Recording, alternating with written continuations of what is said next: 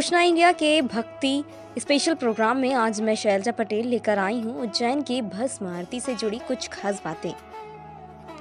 भारत के हृदय में बसा राज्य मध्य प्रदेश के धार्मिक नगरी उज्जैन अपने मंदिरों, प्राचीन स्मारकों और अन्य पर्यटक आकर्षणों के लिए बेहद प्रसिद्ध है। महाकाल को भगवान शिव के सबसे रहस्यमयी स्वरूपों में से एक माना जाता है। भोलेनाथ का ये स्वरूप पवित्र और तीर्थ नगरी उज्जैन में विराजमान है। हर साल यहाँ भक्तों, धार्मिक प्रेमियों, अनुयायियों, इतिहास के शौकीनों की भारी संख्या में भीड़ देखने को मिलती है। उज्जैन में स्थित महाकालेश्वर मंदिर के बारे में कौन नहीं जानता। इस मंदिर को 12 ज्योतिर्लिंग में से एक माना जाता है। मान्यता है कि दक्षिणामुखी मृत्युंजय भगवान श्री महाकालेश्वर मंदिर के गर्भगृह में विराजमान होकर सृष्टि का संचार करते हैं। मंदिर में आपको मराठा और चालुक्य शैलियों से जुड़ी स्थापत्य कला देखने को मिल जाएगी। इसमें ओमकारेश्वर और नागचंदेश्वर के शिलालेख और गणेश, कार्तिकेय और पार्वती के चित्र भी हैं। माना जाता है कि उज्जैन 5000 साल पुराना नगर है। इसे अवंती, अवंतिका, उज्जैनी, विशाला, नंदिनी, अमरावती, पद्मावती, प्रतिकल्पा, कुशस्थली जैसे नामों से भी जाना जाता है। मंदिर सुबह 5 बजे से रात के 10 बजे तक खुला रहता है। शिव पुराण की एक कथा के अनुसार दूषण नामक दैत्य के अत्याचार से उज्जैनी के निवासी काफी परेशान हो गए थे। तब उन लोगों ने भगवान शिव की प्रार्थना की तो वह ज्योति के रूप में प्रकट हुए और राक्षस का संहार किया। इसके बाद उज्जैनी में बसे अपने भक्तों के आग्रह में लिंग के रूप में वहां प्रतिष्ठित हो गए। क्यों कहा जाता है मृत्युंजय महाकालेश्वर? श्री महाकालेश्वर पृथ्वी लोक के राजा हैं। सभी ज्योतिर्लिंगों में से एकमात्र ऐसा ज्योतिर्लिंग जिसकी प्रतिष्ठा पूरी पृथ्वी के राजा और मृत्यु के देवता मृत्युंजय महाकाल के रूप में की जाती है।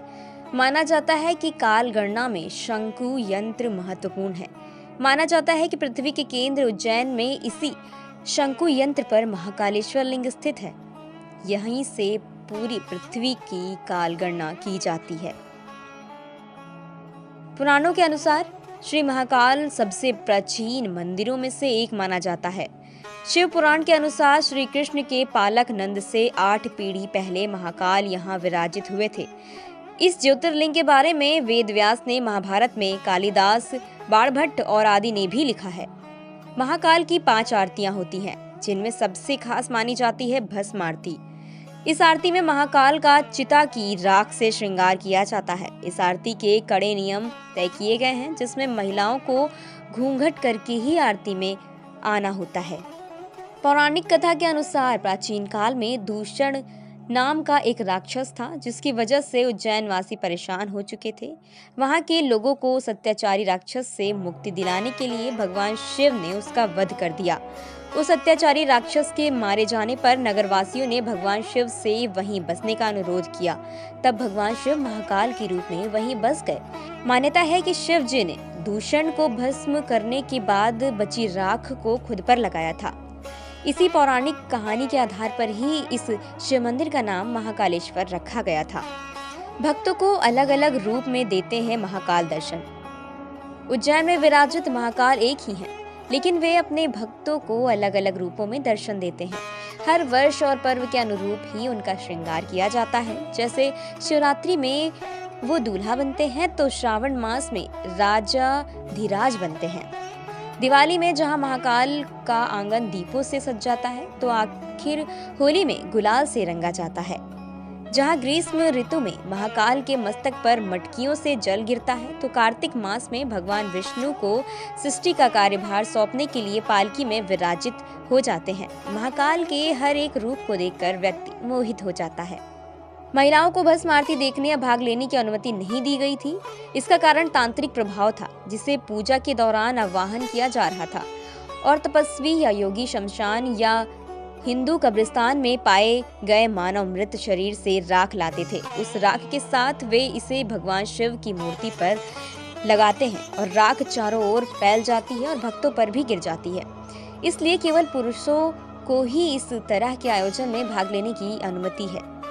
चूँकि हिंदू महिलाओं को एक शमशान या किसी शमशान घाट पर जाने की मनाही है, क्योंकि हिंदू धर्म में महिलाओं को देवी माँ माना जाता है। महिलाओं पर इस तरह की शक्तियां जल्दी हावी हो सकती हैं, इसलिए भी महिलाओं को अनुमति नहीं दी जाती। हालांकि ऐसा बताया जाता है कि अब इस प्रकार की भस्म आरती में मानव राख को बंद कर दिया है।